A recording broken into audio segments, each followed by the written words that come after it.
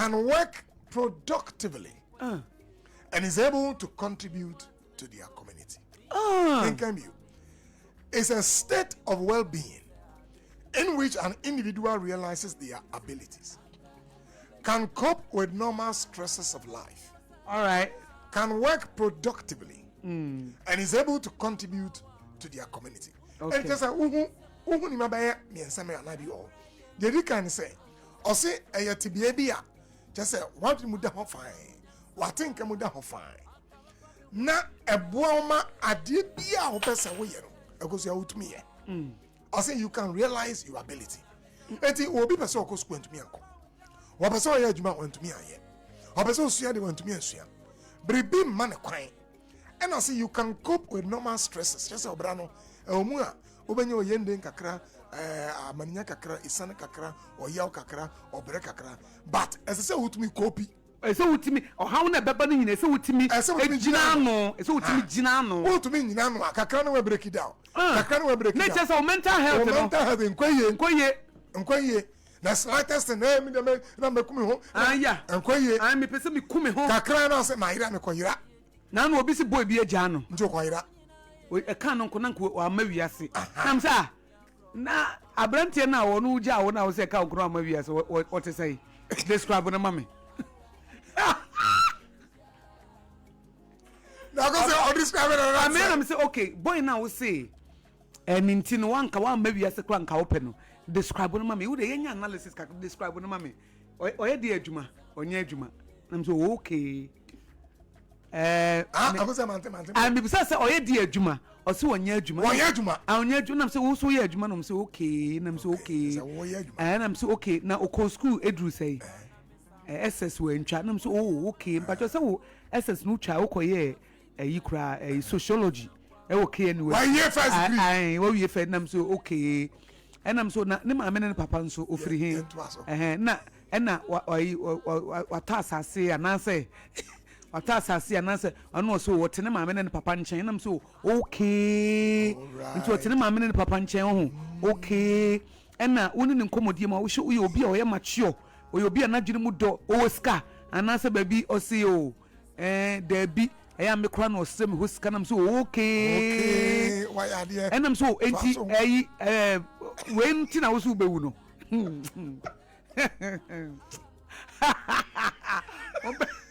Mompeba and I'm say it's way and I'm say sometimes I want dream say obi ntu be wu a eh ya for no two skills so kakra sometimes I can say obi a break your heart na ya nya abotre na for nipa no two skills so kakra sometimes so can say obi nti you want to leave the world won sum nya me biem your mental health is weak me so dey ya for nipa no kakra na for no two skills so kakra na ma adwene no ma prefrontal cortex no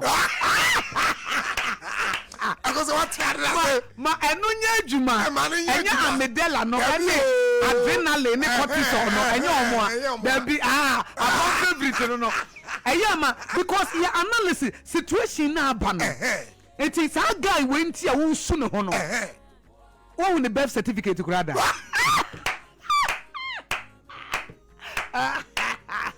also SS kra wentwa ena oye adwuma be what ne maame ne papa nchen Jesus ena oye adwuma be onye adwuma ena msinti atenka no nko anti eti atenka nko anti na ase na nam so okay dia wo so wo na ho dam na nti wo so wagya wo na wo so wo re fa na to na yenya analysis but oye analysis ni we no at was what is happening to me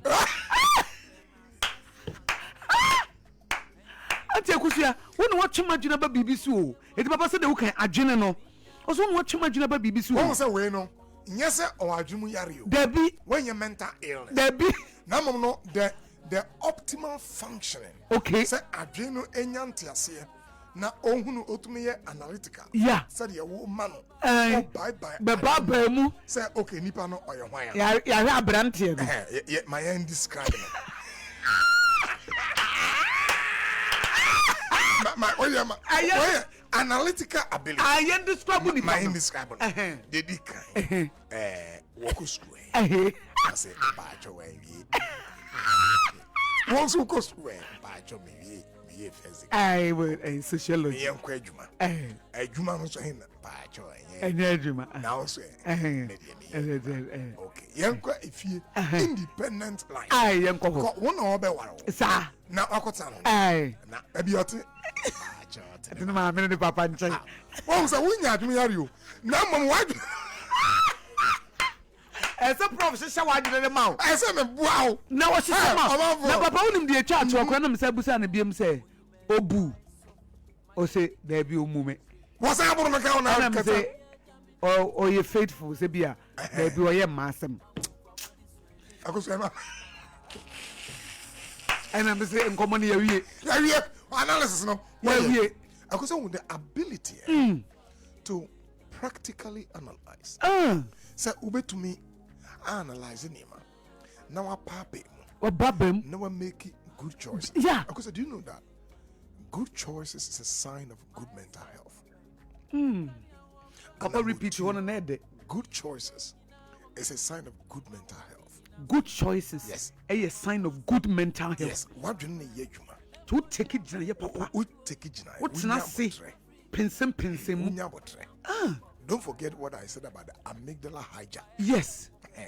And the one Martin can trasso. The big or balancing. Balancing. And none adrenaline rationality echo hand. In hand. Baby, I'll be soon. Yeah. Maybe answer Usuno. No jai. Wejai. Maybe answer Home. Wahome.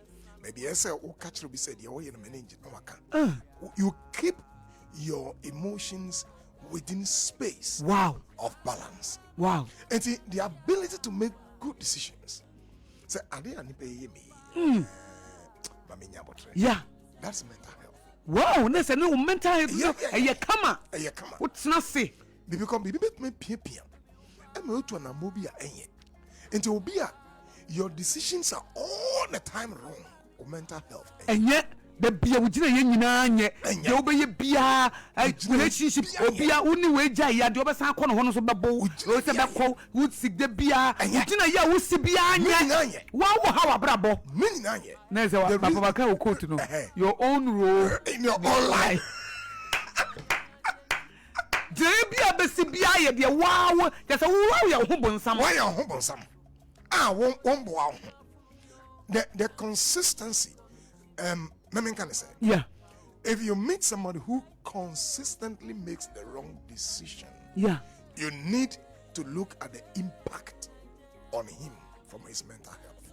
Obia, Najina 29 years consistently over the years now. Because I will not be surprised. Say Enche, Obinya Junior. Because every decision be consequences. Yeah. Decision be a biano. So be a baby and so more brabo. And your father be say allostatic load. So we'll take a decision one. I decided you will lay blocks. Yeah. A wrong decision. No more say a second one, na peso. No more a third, na peso. No a fourth, na peso. And it accumulates. The damage it does to you, even at the cellular level, at the brain level, you have no idea. Hey! And I find amount meaning crisis. Oh, ultimate see a be over the period. Oh, head back as regretting a dorsal. I know the corner. And no dorsal. The corner. And no dorsal. And the say what you what shouldn't your master near ma? Why did I do this? I didn't hear way. Why? Oh! I didn't pay also. I didn't publish so. Nantia see a bon buying. A man for Papa, boy, I pay. What to say? I know pay me near because free. Also, think of mental health as the engine room of daily life. Quiet when working, impossible to ignore when it isn't. And your engine room. Mental health, more than mental illness, because you can be free from a disorder, but you are unwell. One more damn, when you are tired, when you when you be a ukura, when you be a sabi ukura, second year brand national. But the air cost wa come munuma junemono, and kui. I say I had a foundation for everything. Because I'm saying how many minutes. A foundation for everything. It drives learning, it drives working, it drives relationships, and it drives choices. I could say, what dream and what dream tia? Won't me worry. Won't you, Debbie? That's what dream. What dream? Don't be a what dream, dear. So what dream tia? Yeah. In fact, me patron yabotre. Now say me, I am a yard on Zoom. I could say, may invite. Okay. For young people. They find a marriage school. Wow. The last time we did here 300 and something. Wow. Memoir basso. Now Embrante one and Maya or what can be actual? Yes. Now I was here a you be saying. Seven Miss Mache. Nami who say me could do so a geneputi matadi moi. Na ebia menye juma. Ebia my high dying. I'm ready to marry. Yeah, it's me worry. Because me sorry how much be a brachia me. Brachia me. Yes, me pet obina obeda bra ho. Debi. And ya no. When you're ready. When you're ready. Because I say if you are competitive. Who person kind? We be cause you young ya. When nim sani ya, e betumi catch you be say this is amazing. Come over. God yeah, no trust so. I like it. Yeah. We be quiet. Cause you young ya. Now be na waru. Debi. Untimi. Oba de aware wo yire. Oba kana she. Me say me hu obi ono ne baba. E pere wo ne kunu. Na we ya. Wow. Ono ne baba. Ono ne baba. Papa no eto ade ma na ina wa tama. Amen. Na ba. Ni kruta de ma ono ne baba ne ha no. Eye no. Ono a wo baba panyini. Wo na wo kunu awo. Ni envy ni jealousy na no. Eye serious. Any greediness is down. I know what they do. I say ni greediness ni envy ni jealousy na envy ni greed ni jani e come dey e be you wa wo baba wo kunu to ade ma na ye wo ya aye ne ya oh e je ko so when you ready say what do you ntia yeah oh you competitive when nim say dey sika sorry when nim say o say wo ma obi kwan e ma ni diye aware na mpamcho wo abusuanfo enye slavery. Marriage is not slavery. Enyankwasum aware enyankwasum. Enyankwasum. O ware obi a won to no. Yamboa wonye donkoni. Anaso benante no so. Benante. Just say what aware should destroy somebody. So obi person go school aware should destroy the person. O ma nko. The person must serve. Odi ya na ye wo ya. Ye wo ya. Ebru de so kra de na wo ya bodam. Na wo ya bodam. Na wo no wo se why ready so be ware. Dabi. Hey, na e man bi wo ha. E wo se etumfo. Ampa papa. Yes. San crofo ati se yen wade omo Debi munya kotre he wo hia be mo ye competitive o koso na de se na ye ne ya no wo ka wo hye na wo mpebe bi ntina na e cha me sua na ade he sign don't do it na diri monte Debi wo toka na ade na ye be na wo toka say yeah nanti mi wa na me nyeskan anti the medical toka medical it ye wo ya wo what's wrong with you, dear? Nessa papa, you're insecure. Insecurity, no. A mental health issue. Insecurity, a mental health issue. Oh, yes, a mental issue. What's wrong, obi, dear? What's wrong, obi, canco? What's wrong, obi, competition?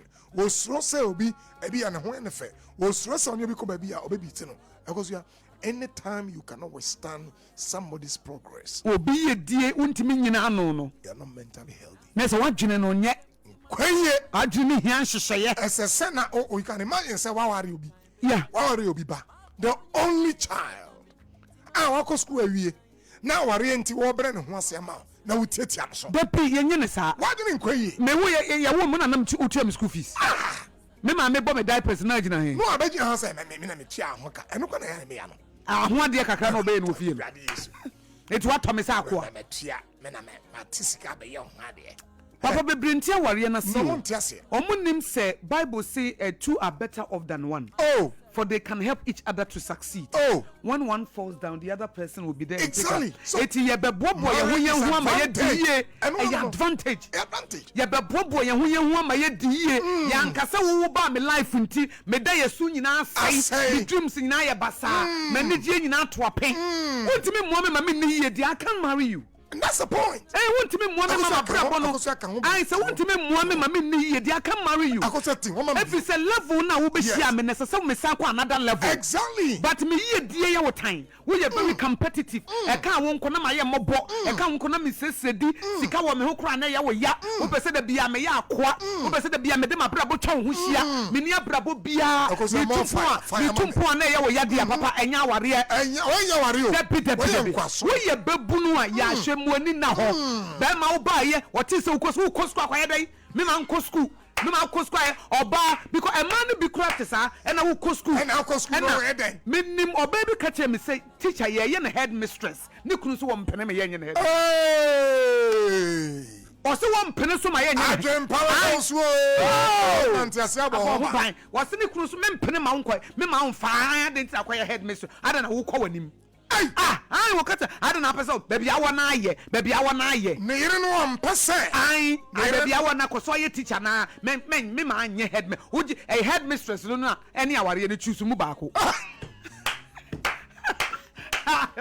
and I'm the bema we not didn't nye wait say me o say head mistress no any you know aware no choose mu baako won't eat that okoje head mistress ne dia ne aware no hu ne say aware na cham we ye nipa ye ware na yiri no a obema na braba ko mpa eye ne nya oba ne ko nanim onyina fa ko saa wonya mobo saa won sesre saa wonya mobo saa kesa ono de ohia no ai won ko odam oni kombeso teacher ni from on tra ho na eti e baba ye ne head mistress a won choose between aware ne head mistress no head mistress is in salary be ko so kakra obeko nanim kakra be man opportunities bebre eye ne ya etu obaby wa okwa ware wan kasa be ma so oni e ko competition e wa ware na say as a intense competition o show say na obaby kwa ka chem say o ye event ni ade ni kunu onim say o ye odo me ye we a o ye a onka ho hwe bo say na ohun ya say be ma ni ye bisie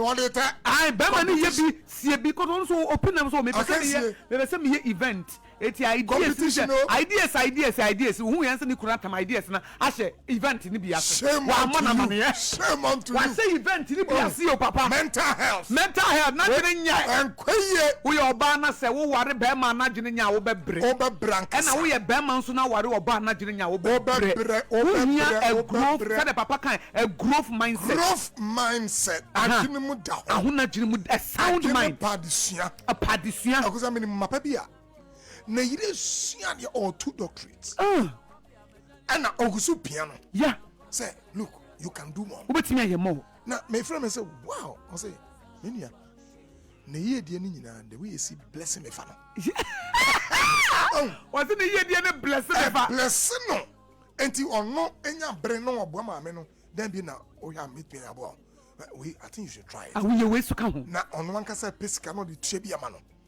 papa no yeah wo pesika no de tue wo pia oba no e de no nyam be bre bu so nyina parent friend can say hey say polygamy say e to mu ka me ma ba ko ka ho you see when you are pa ampa when be ma o wa dwen pa ma yes when you nipa opa wi when you nipa o de wo ko anim na de o te wa wo ko wanim a wo wu just want to me na na ko wo jame no ahi no ko jama na papa aye wo munim say nyina ye team ana na we are on the same page ana na ade na ekoye ma wete say de aya ma me wo say the two shall become one na bi we the two shall be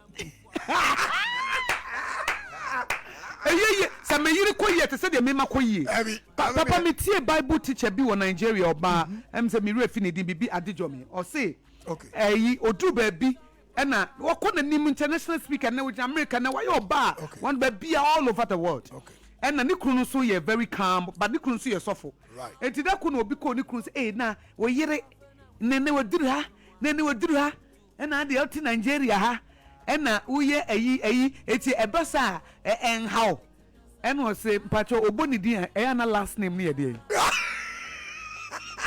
o se me yiri boni din last name ne ye dey o mo say adejomi o say ye wan din eti ba bi obedu bi obomi din amen reason. What's the baby into a Tommy crossing or Tony? It's me person or come more, no cost so about a dijomono or bossa. I need brief from I need brief for no. Yeah, but piano, he didn't say ya, piano say ya. O piano say ya, Nana. Also, yes, of about you know, yes, of my man. And the Bia all over no judge. I want to be said because about your last name, ye dear. Papa, me feeling yes. Why the bishop dear, me feeling the oh, you're good, Papa. The last name, ye, you almost say, I did your more, say, hey, but you're wedding. It was a media. The equity be answer your media. Everyone, why, St. Johnny, and to me, and can be. That is the mindset of Papa. You hear what they are saying. Akoyama, we are on the same page. Woman for I want you know mental health. Maybe a river funnel. And yes, I hope that yes,